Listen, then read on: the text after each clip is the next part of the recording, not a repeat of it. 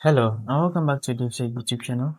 In this quick tutorial, I'll show you how to enable developer options on Google TV. Before we continue, a quick reminder. If you're using a smart TV, Fire Stick or Android TV device, I highly recommend using a VPN.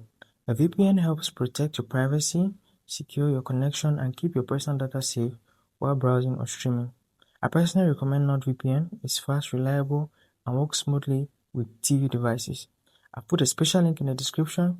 If you want to check it out, do so right now. Let's get back into the video.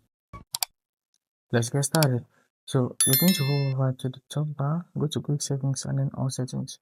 From there, navigate down to System, click on it, and then you head over to Build Number under About. So click on About and then navigate down to Build Number. So this build number, you're going to click on build number 7 times. So 1, 2, 3, 4, 5, 6, 7. You see a message saying no need, you are already a developer. In your case, you say you are now a developer. So if you have achieved developer status, you have a lot of capabilities. You can even allow apps to download from unknown sources or allow installation of applications by browsers from unknown sources or unknown apps. You have other functionalities you could do tweaking the device, and I'll show you a few of them under developer options. So if you're now a developer, you should find this new setting saying developer options.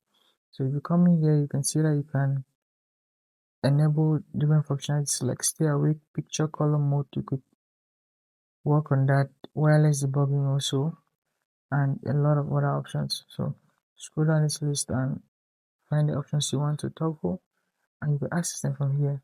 Even the animations, so you could work on animations, change the whole experience of how your device interacts and how fast the animations run as well. So if you found it insightful, subscribe to the channel, hit that like button, and I'll see you in the next video content just like this.